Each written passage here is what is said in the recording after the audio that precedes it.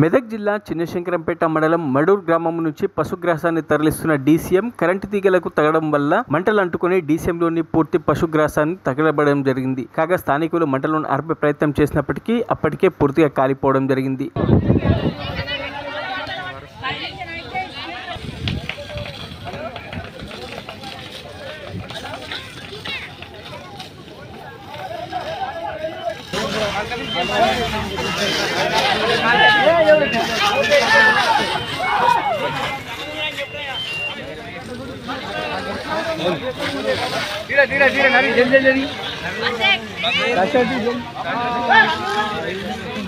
మరిన్ని అప్డేట్స్ కోసం మా ఛానల్ని సబ్స్క్రైబ్ చేయండి.